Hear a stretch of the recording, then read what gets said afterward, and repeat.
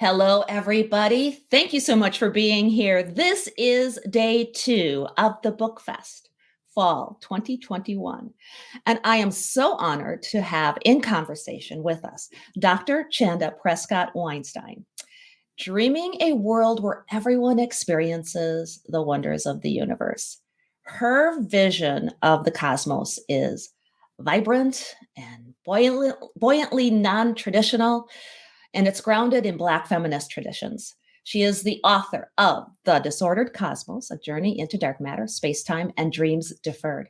Dr. Chanda Prescod-Weinstein, there it is, shares her love for physics from the standard model of particle physics and what lies beyond it to the physics of melanin in the skin to the latest theories in dark matter.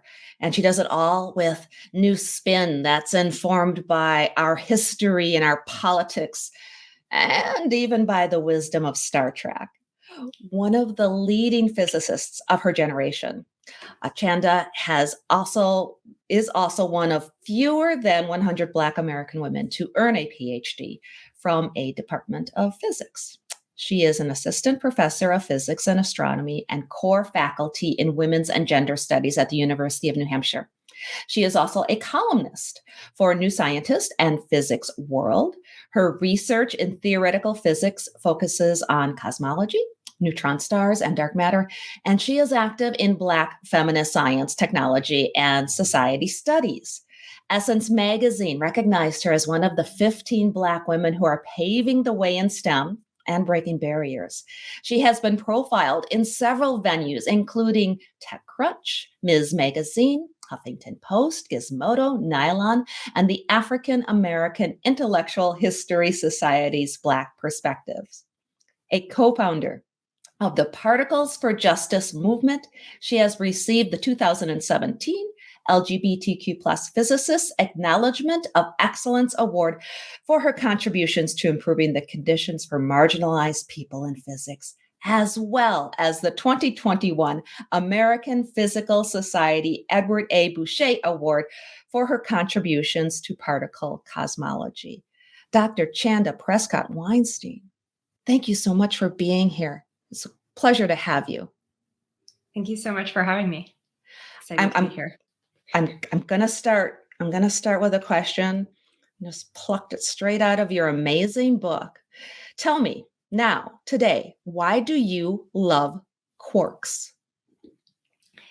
Yeah, so quarks are fundamental elementary particles. So I think the particles that the general public usually hears about are electrons, maybe protons, maybe neutrons. So electrons are elementary particles, but neutrons and protons actually aren't elementary particles. They can be broken down further into smaller components, and those smaller components are quarks. And quarks obey laws in physics that actually we don't see on the scale of everyday life. And so that makes them kind of bizarre and maybe not intuitive to everyday life. I also have been kind of articulating for people that they are, this kind of interesting stew thing that happens inside of particles, and they like to stick together. So you don't find them by themselves in nature. You only ever find them in pairs or triplets, and usually in triplets. Oh, okay. I had heard that they were in pairs, but I didn't know about the triplets thing. I do want to ask you about what's going on new in the world of particle physics and quantum mechanics. But first, so the question about quarks, that takes us back to your book. And it's one of the first chapters in your book, because when you were a little girl, you're riding the bus and you were excited about quarks and you didn't even really know at that point what a quark was. So what was it? Like, why do you think that little girl, you, was so enthralled with them? What was the thing that got you going?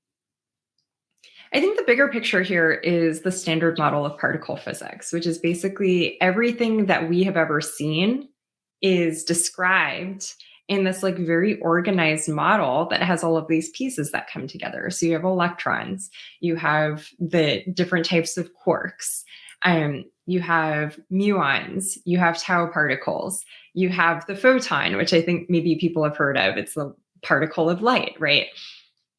And I think that I was fascinated by this idea that everything could be broken down to this organized system where the particles have specific set out relationships with each other, and that these are described mathematically in very clear terms. I think that just, I don't think that's ever gotten old for me. I think that the way that I understand what all of that means has shifted as I've gotten older, as I've become more educated, as I've spent more time with it. But I think it still seems kind of magical to me. I think that was what attracted me to it. Is I loved the idea that you could break things down into smaller components and that you could use math to describe them. I think the math piece was really important to me. I loved math as a kid. So Oh, that's excellent. That's excellent. And one of the people who inspired you to some degree, I guess we could say, or at least ignited your interest.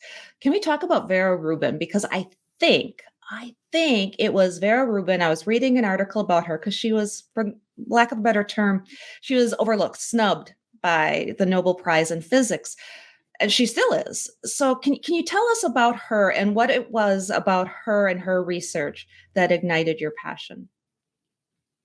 yeah, I was pretty close to finishing my PhD, and I met Vera Rubin at the 2009 Women in Astronomy conference. And I have no recollection of who introduced us, and I really wish I remembered so that I could thank that person. But basically, she wasn't super interested in my name or where I went to school or anything about my pedigree. She almost immediately asked me, "So, how do we solve the dark matter problem?" And I think at the time I panicked. I was like, I didn't know that I was allowed to have opinions about the dark matter problem. So I hadn't really like formed one. I didn't know what to say. And I actually don't remember, God, I probably said something that didn't make any sense, but she was really gracious about it. I got to spend time with her that day. And the next day, actually, we went to the White House together to lobby for resources for women and girls in astronomy. And I think that set me on the path to becoming an expert on dark matter, because eventually, when the opportunity arose to actually work on the question, it seemed like a natural thing. Like, oh, yes, this is something that I can do. Vera Rubin was actually asking me my opinion about this a few years ago. Oh, excellent. I love that. And let's talk about dark matter. It kind of sometimes it has this foreboding, scary connotation. What are your thoughts on that? Yeah, so I was just talking about the standard model, right? So I was just talking about everything that we can see.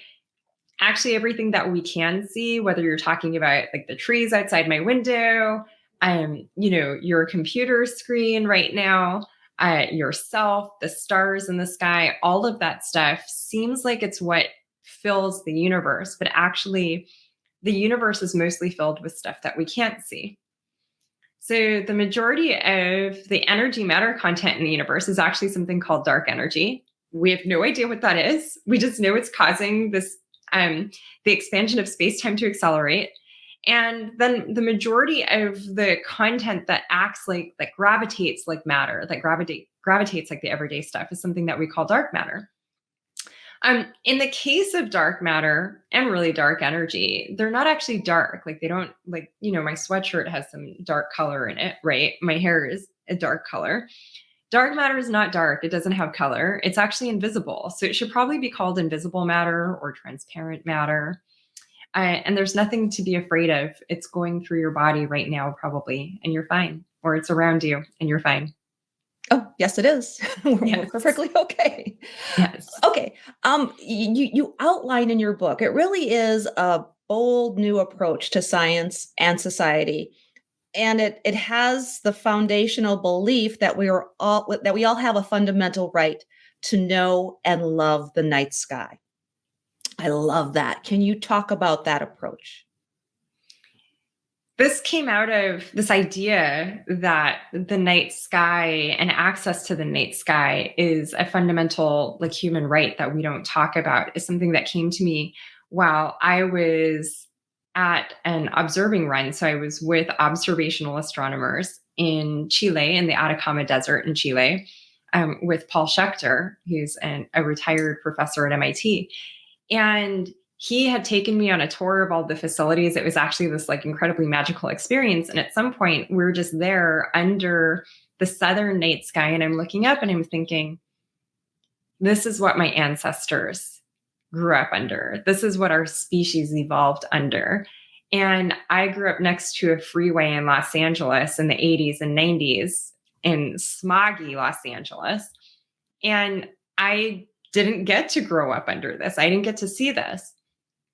And I was just thinking about what are the social changes that we would need to make in order for people to have regular access to a night sky. And when you think about that question, you start to realize there are so many of the necessary radical changes that we need in society. Food security, housing security, fair access to good medical care, all of that. When you have those things, then you have the freedom to sit and wonder under the night sky. And so I actually think asking the question of what are the changes we need to make, what are the conditions we need to have so that people can sit under a night sky and just wonder the way their ancestors did, you realize that it's all of these social changes that people at the grassroots who are out in the streets are pushing for. And so there's a direct connection, and I think the night sky can be a motivation for us. You just gave me a shiver, because we think of our ancestor as gazing at those night skies, and they would create pantheons of deities to worship. They would follow and track them and use them for agriculture and planting crops and hunting. They would have done anything to have the knowledge available to them that we have. And there's a certain profoundness that we now have that knowledge available. And like you're saying, not everybody can really seek that or find that because of the it's Maslow's hierarchy of needs: food, clothing, shelter. That's more important. And it's so interesting how that shifted, wasn't it? Yeah, it's interesting. Something that I often wonder about is our species and maturity in relation to the technologies that we do have access to. And one of the points that I make in my book, for example, is that people often talk about technology as if technology guarantees social progress or as if they are synonymous. And at the same time, global warming is a technological development. We didn't have the technological capacity to cause something like global warming to happen until relatively recently as a species. And so I think that, as we think about what is our relationship to all of this knowledge that we have, I think that we really need to understand, where does wisdom come into play? And are we injecting enough wisdom into the decision-making process? Why is it that a small number of people are essentially making decisions for the entire planet about the future of the ecosystem? And they're clearly like making bad decisions. So I think that that's one of the challenges that thinking through access to the night sky puts before us is, even, if we're talking about pollution, we're talking about light pollution, we're talking about chemical pollution, all of these things that are happening, it really has to it should make you ask questions about what are our social structures, what's not working right here, and do we actually have true democratic access to the sky? Yeah. And you keyed in on something about how a very small number of people, companies, organizations, are controlling things right now. And it strikes me too, because usually in science, it tends to be facts and math and all of the things that are wonderful about it. But it's usually far removed from the humanities aspect of things, especially in academia. But you just blend, like you're a hadron collider all by yourself. You're just blending these things together. And maybe that's the core of the problem is and I guess I'm stating the obvious, but this is what we need more of, isn't it? Yeah, I mean, I think for a lot of people, what you're saying is not obvious, right? I mean, I think to those of us who come to science from communities that have traditionally been locked out of professionalized science, I think sometimes these social connections or these connections between like science and society feel more obvious, or the need to draw those connections is more obvious. But I do think that our professional training as scientists and the way that we talk to the public about science typically is to say science is separate. Science is value neutral. Science is politically neutral. And actually, there's a beautiful book about this called Freedom's Laboratory by Audra Wolfe that I highly recommend. That's basically about how the idea that science is value and value neutral and politically neutral was actually Cold War propaganda that was developed by the United States government. And I know there are going to be some people who think that that sounds like really paranoid. So I invite people to pick up, I mean, this is BookFest, right? So I invite people to pick up not just my book, The Disordered Cosmos, but also Freedom's Laboratory. So we have been socialized into this idea that science is just completely separate. Like there's calculations and then there's what's happening in the world. But, as I was just saying about global warming, right? The technology of the car, the technology of combustion is happening in the world. And so the product of our thought, of our curiosity, of our technological indulgence affects the social. And we're seeing that, I think there was a headline that said like I don't know if it was like a third or more of Americans were affected by some kind of climate change related environmental disaster in the last year or so. We're all feeling the social effects of those calculations, right? Yeah, absolutely. Absolutely. Yeah. There's so much that we can get into there too. It makes me think of, okay, I'm going to tell you just a little story really quick. When I was in kindergarten, I remember this so clearly. The teacher asked us to draw who we wanted to be when we grew up. What did we want to do? And I drew a scientist with that very stereotypical scientist with the beakers and the things. And she looked at it and she's like, "What's that?" And I said, "Scientist." I was into dinosaurs at the time. So actually, I guess I wanted to be, an archaeologist or something. And she said, "Don't you want to be like Mary over here? Look, she drew a picture of a mommy. Don't you want to be a mommy?" And I remember that so vividly. And so I want to ask you, because part of, one of the chapters in your book is what is a scientist? So what do you feel a scientist is then, especially today? Definitely, I think one of the things that I wanted to challenge in my book is these hard and fast boundaries we draw around contributions to science, right? So maybe in some sense, there's an easy demarcation between this person has a degree in physics and therefore they are a physicist. But even then, there are sometimes these discussions about like, do you have to have a bachelor's degree or do you have to have a PhD before you are a bona fide physicist, right? But part of what I wanted to articulate in the book is that it takes a lot to contribute to the doing of science, including mommies. Right. Not to say anything bad about mommies. We all need mommies. Right. But anybody who's doing caring work, regardless of what your parental role is or whether you're a biological parent or whatever, that making contributions to science requires a whole community that is collaborating together to make sure that dinner gets on the table, that the garbage isn't overflowing, that the dishes are done, that the children are indeed raised. Nobody does that by themselves, right? And so I think that certainly one of the tasks of the book is encouraging people to push their boundary around their hard and fast definitions of this person makes contributions to science and this person doesn't make contributions to science. And also raising the question of who is given the resources to be part of the official scientific story and who gets excluded from that.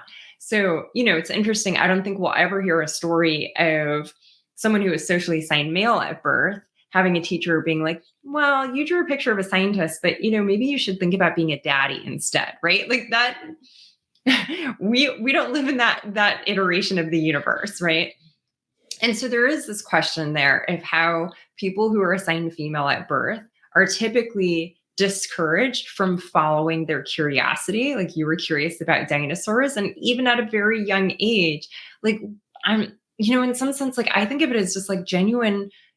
I'm sure your teacher thought she was being sweet and nice, etc. But I think of it as a kind of cruelty to children, because children are being taught at a very early stage that being themselves is not okay unless they were born in a particular body, unless they were born into a certain socioeconomic class, unless their skin is a certain range of colors, unless their hair is a certain range of colors, etc. It's totally wild and like nonsensical. And yet here we are. It structures our entire world, right? And so certainly the book is inviting people to think about how that shapes the doing of science and to think more honestly. We tend to tell the public, oh, it's all rah, rah, quarks. Quarks are exciting. And quarks are indeed very exciting. But that's not all that goes into the doing of science. Yeah, bravo. I love that. Space-time. It's not straight, is it? So I have to shout out my friend Brian Shuby, who at some point, like late at night one night, I texted him and I was like, I can't really call this chapter Space-Time Isn't Straight, can I? And Brian, he's also a queer particle theorist, was like, you can absolutely just call that chapter Space-Time Isn't Straight. So I'm taking a little bit of liberty there, but one of the lessons from Einstein's general relativity is that, you know, instead of thinking of gravity as like kind of this weird force that pulls on things that are, you know, at a distance from each other and they're just like attracted to each other because there's this force out there, that actually space-time can be curved. And so that gravitational attraction is actually space-time curving around massive objects and causing them to follow a different trajectory than you might expect if the mass wasn't there. So when we talk about space-time isn't straight, maybe sometimes it's flat, but it's not always flat. And so often we don't follow straight trajectories in space-time. And so there's a little bit of a play on words in there, like us queers having a little bit of fun. But I also actually think that that's part of the unique perspective that people like Brian and I bring to the doing of physics, is that we see those connections in a way that maybe like our straight colleagues don't see it that way. And we can have fun with it in that way. So I think that part of it is we're finding new ways to have fun with physics. Oh, yeah. I think it's absolutely delightful. I love that play on words. Please tell him bravo. I think that was awesome. Can we talk about the physics of melanin? Thoughts on that?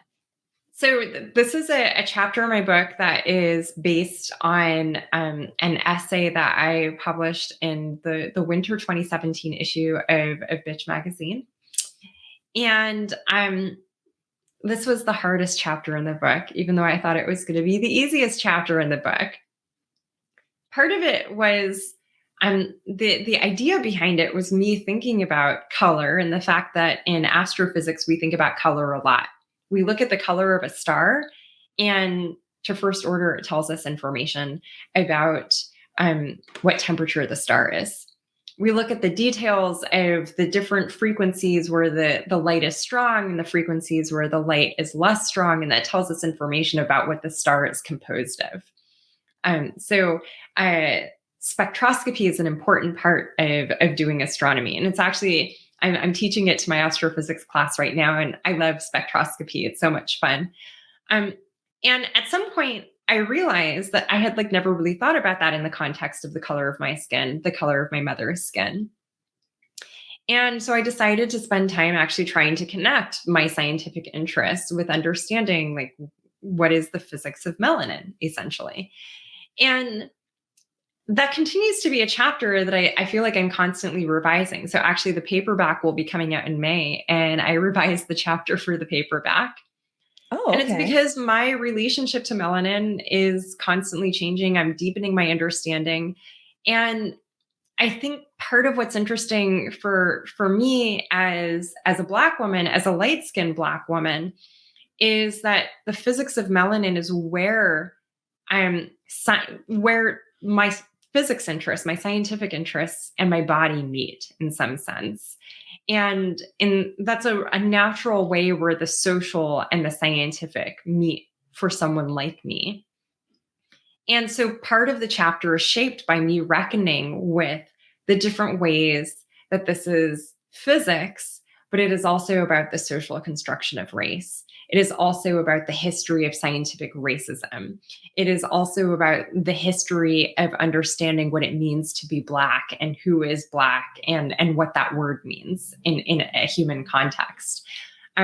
So in some sense, it's at the center of the book in that it is where all of these ideas about thinking through science and society, but also thinking about like stuff made of quarks comes together.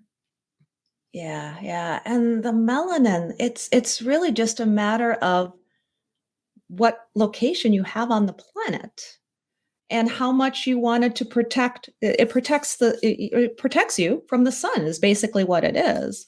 My ancestors came from an area where they needed to get as much vitamin D as they could from the sun. That's really all it boils down to. So it's always been astounding how we people, that's all it is. It's we, because we can see it. We've decided to put that into play in that capacity. Can you talk about why do you say that Black people are luminous matter? Yeah, so coming back to what I was saying earlier about dark matter, right? So I was saying that dark matter is invisible. And a popular analogy that people like to use is that Black people are like dark matter because essentially because like dark matter is mysterious. And I think people feel like it's a very poetic like metaphor, right? Mm-hmm. For me, as a Black person who does dark matter theory, it's kind of an annoying comparison because I feel like it misinforms our colleagues who don't really understand the Black experience about what the Black experience is. And it also kind of operates on a misunderstanding of what dark matter is physically. And in this era where we're having lots of important open conversation about why Black people are perceived as being different from white people in some fundamental sense, like beyond the physical, super, what is essentially just superficial, like how do we look, or anthropological theories that are still kind of questions about like why skin color distributions around the globe look the way that they do. We're having these important conversations. And so I want to make really clear to people that, dark matter doesn't just have to be a metaphor to Black people. It can be something that Black people understand. And that Black people are just as human as white people, as Asian people, as Indigenous people from the Americas. And I think that sometimes this metaphor is turning on this idea that Black people are somehow not human. And we get into stereotypes really quickly, or things like his cell phone magically looked like a gun. And there are all of these stories, right? So I really wanted to make clear to people that actually, no, we are human. And it is okay to, quote, just be human. We don't have to be magical. We don't have to be superhuman. And that means we need to be treated like we are people who can hurt, who have wounds. And I think that, that's a phase transition society hasn't fully gone through yet, understanding that. Yeah. Oh my goodness. Absolutely. The next panel after this, Dr. Edward Bynum is on it, and his book is called Our African Unconscious. And one of the themes that he has in our book is, hey, we all came out of Africa. We all share this commonality. And for whatever reason, when people scattered, that tribalism took over. And, if you just come to understand the basic truth that we are all one, and, if we come together and work together and love one another, then we'll be okay. If we keep fighting the way we are and have these discrepancies and this polarity, then things might not work out so great for us in the future. Okay, let's talk about Star Trek. Can we shift a little bit and go over to there we go. I love it. I love it. And this is a book fest, and especially when we talk about science fiction and fantasy, a lot of the writers of today are inspired by Gene Roddenberry and what that meant to them as writers. You talk about what Star Trek meant to you as a scientist. I like to think of Star Trek as a staging ground for thinking. And so I think like you're right on when you say that a lot of people are inspired by Roddenberry's vision for Star Trek. And, I think importantly, Roddenberry's vision for Star Trek changed, right? So we have the original series, but he was also still around when The Next Generation went on air. And he was one of the people who played a role in first coming up with what Deep Space Nine would be, and Voyager. Those are all pieces, and clearly we're changing. He fought to have a woman as the second in command in the original series, and NBC said no way. And you can actually now watch that episode, that pilot episode that never actually was part of the series. And then ultimately, Voyager has a woman captain, right? So even though Star Trek is a vision of the future, it is also very much a reflection of the limitations of the present. And I think it's very interesting as a franchise. It's very entangled with capitalist imperatives of what people think the market wants. It's entangled with what executives think that they understand about the market, even though oftentimes they seem to think that Black people don't watch movies, but we do, right? So part of what I love about Star Trek is that it calls us to think in a higher way about what the future is, even as it is in some ways limited by the present. And I love that. So actually the sweatshirt I'm wearing is from the Star Trek convention. I think I picked this one up. I go every year when there's not a pandemic. So I think I picked this one up in 2018.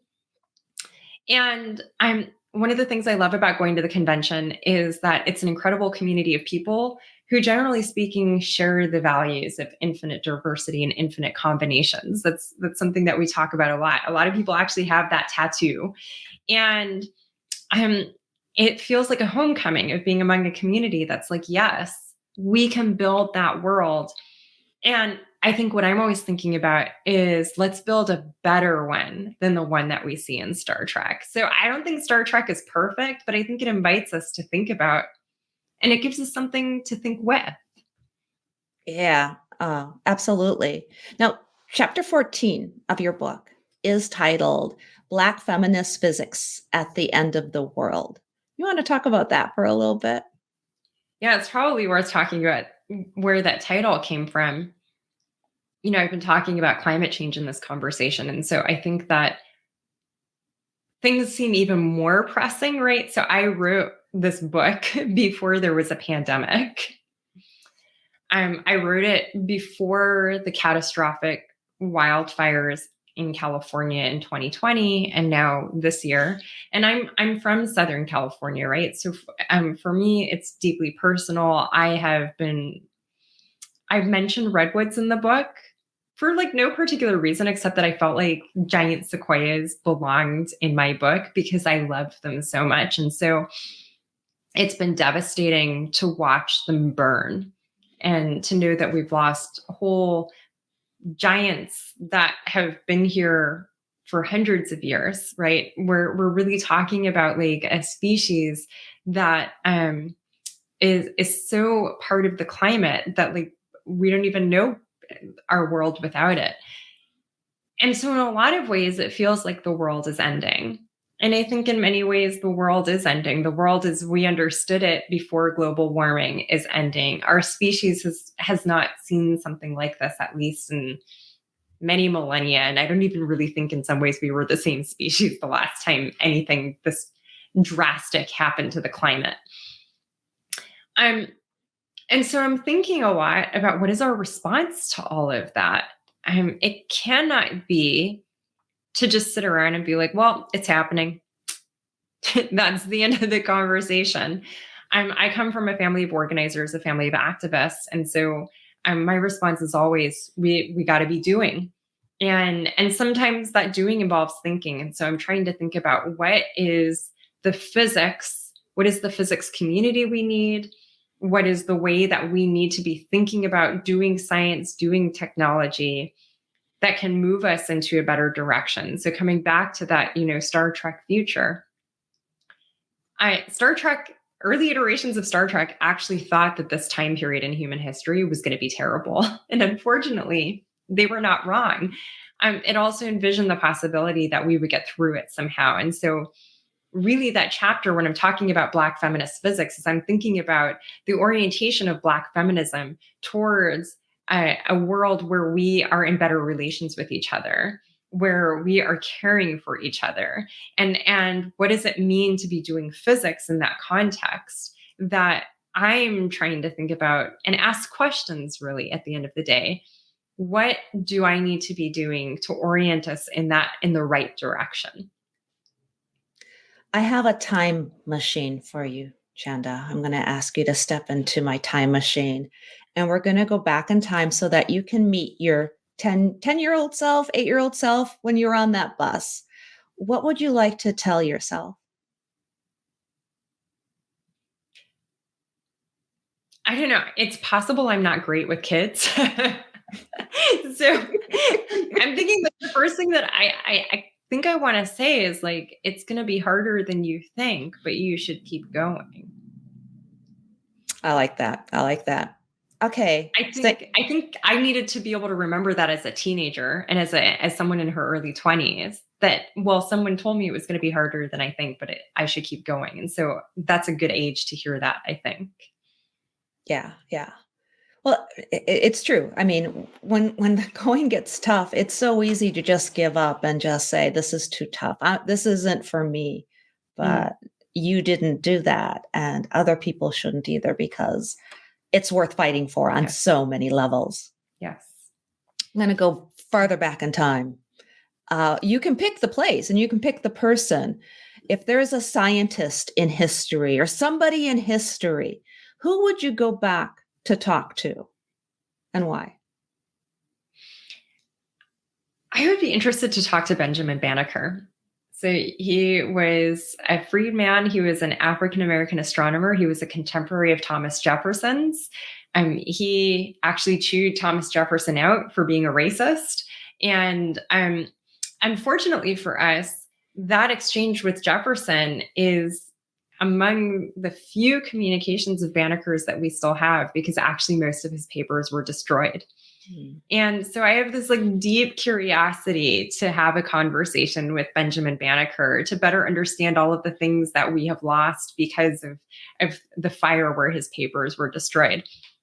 I'm actually going to name a second person, which is Harriet Tubman. So people have long believed that Harriet Tubman used the North Star to guide her way to freedom, and when she was a conductor on the Underground Railroad, to guide other people to freedom. And we don't have explicit evidence for her in particular. We do know that other enslaved people who self-liberated used the North Star. They used the drinking gourd as it was encoded sometimes. I would just love to ask her that, because I do actually think the work that she did as a conductor on the Underground Railroad required a naturalist's understanding of the physical environment. And so I think of her as a scientist. I don't know if she would have ever claimed that for herself, but I think of her as a scientist. I think both of them would be, for so many reasons, they would be amazing people to have conversations with. Yeah, yeah. And the exact name of the drawing in your book is something along those lines too, isn't it? We were always scientists. Is that it? Yes. So there's a sketch at the front of the book. And actually, if I just move over, it's a sketch of the painting behind me. Ah, yeah, yeah, yeah. And the artist who did this is Shaniqua Gay, an Atlanta-based artist. I highly recommend people should check her work out. I went to Shaniqua and said, I would like a painting for my office that represents enslaved Black women who are scientific thinkers and doing science anyway, despite the conditions that they are in. And part of that was me watching the TV show Underground and realizing that Black people were scientific thinkers, were technological thinkers, even on the plantation, that actually running the plantation required expertise, that we don't talk about it in those terms.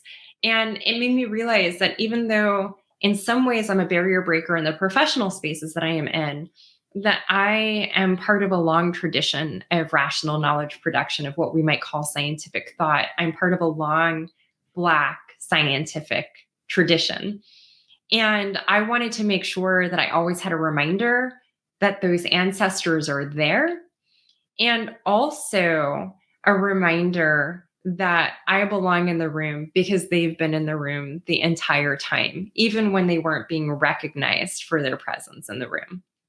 Oh, that's very profound and very important to realize.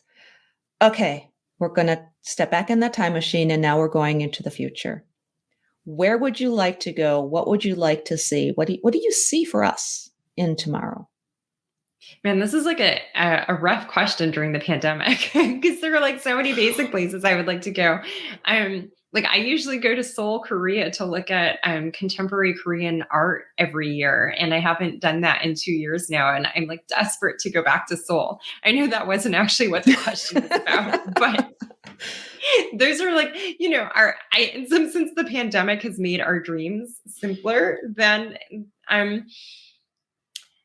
but I actually do believe that we can live in a world where children get to sit under the dark night sky and not worry about where their next meal is coming from, that children can be little book nerds, that they can be little hip hop heads, that they can just be, and that Black children, Indigenous children, that all children can have a complete childhood that's not curtailed by social problems created by adults. I believe that. And I think that that's the future that we have to work toward, with the understanding that that requires us adults being good to each other, because we determine the conditions that children live under. So I think that that's the future I continue working toward. Like anybody, I have good days and I have bad days about my belief about our ability to get there. I'm a big fan of Mariam Kaba, prison abolitionist on Twitter, who talks about how hope is a practice. And so on the days when I'm having a bad day, I say that to myself out loud. Hope is a practice. So I practice hope on the days when I'm feeling hopeless. And on the days when I'm feeling hopeful, I lean into it. How do you practice it? Do you meditate? Is there something that you do? What do you mean by that? When I'm feeling like, there's no point in doing that thing because ain't nothing going to change, I do it anyway. Like that's the practice, is you do the thing that might take us in the right direction. And I think a lot, I'm Jewish, and I think a lot about Martin Luther King's mountaintop speech, which he gave literally like hours before we lost him, right? And I think about that moment and the mountaintop that he's describing, and I think about Moses and the Torah, and how, Martin Luther King was saying, I may not get there with you, but we will get to the promised land, right? He was practicing hope, because I think at that point he felt pretty strongly he was going to die. He was getting the death threats. He knew it was coming. And so in some sense, we also have to understand that it's not about our individual survival. Like, I may not get to that promised land, but it is my task to work with others to build the structures so that somebody does. And that is a practice of hope, of laying down those tracks, even when you may not actually be able to use them, but working with others so that, again, the next generation, so that the children can. So for me, obviously, like I don't have kids, but for me, I think a lot about, what do I want for children? And for me, that's a real motivator. And I think on the days when I feel hopeless, I think I don't have a right to not try for them, because they don't have a choice but to live through whatever comes next. Very true. And is that part of what your freedom dream is? Absolutely. I mean, I think when Robin D.G. Kelly wrote his book about freedom dreams, which is really about the different ways that Black thought is freedom dreaming, I think I'm part of that tradition. I think I'm reflecting that tradition. I'm diffracting that tradition. And I think a lot of us are doing that in different ways. And I don't think you have to be Black to be thinking about what you want the next, what everything should look like. I think solidarity across the social boundaries that have been erected between us is so critical to us getting to that next phase of how we are with each other. And so I'm excited about solidarity, and solidarity is part of my freedom dreams too. Yes. Okay, we're going to switch gears really quick. We're running up against the clock, but I have to know, what is the most exciting thing, in your opinion, that's going on right now in the world of particle physics and quantum mechanics? What should people be aware of? So I think actually I'm going to cheat a little bit, and I'm just going to say that one of the things that I'm most excited about for this decade is the Vera C. Rubin Observatory. So I'm a member of the dark matter working group for the Vera C. Rubin Observatory, legacy survey of space and time. And the telescope is under construction in the Atacama Desert in Chile right now. And it will be online in a couple of years. And the data is going to give us incredible insights into a lot of stuff, but I really care about the dark matter insight. So I am so excited for the next decade of data that we're going to get from observational astronomy, and how astronomy is going to inform our understanding of particle physics. Exciting stuff. Absolutely. So what's next for you? Not another book? You're going to hold off on that, or? You know, I'm hoping to figure out how to do a young reader edition of The Disordered Cosmos. And I want people to interpret young broadly. So young can be young in your relationship of feeling confident about reading science books. I'm on a journey with the readers as I understand how they reacted to the book, and the way that sometimes The Disordered Cosmos, people just saw, oh, it's a science book, and all of that negative stuff that their teacher said to them about science or about whether they were good at math came up for them. And so I'm thinking a lot about, I want my next projects to speak to those people and say, yes, this is yours too. Oh, I hope to do that with Disordered Cosmos, but I want to do more of that, I guess. Yeah, I hear you. And I just want to say that Disordered Cosmos is available. People can find it on the books page here on the BookFest. And it's an accessible, easy, flowing read. It's got so much depth and nuance, but it's not a heavy science book, and you don't have to be afraid of it. Just like Dark Matter, don't be afraid of Dr. Chanda Prescod. And there's no test at the end. There's no exam at the end. I think people often see science and they're like, I'm going to be tested on this. And I'm like, no, I just wanted you to hear some things about quarks. You don't need to be able to repeat it like from rote memory. Excellent. Chanda, thank you so much for joining us for the BookFest. It's been such a pleasure having you with us. I appreciate you. Thank you. Thank you so much for having me. I enjoyed this. Oh, absolutely. And thank you, everybody, for being with us for the BookFest Fall 2021. Coming up next, we do have a panel called Books Out of Africa, A Bookish World Tour here on the BookFest.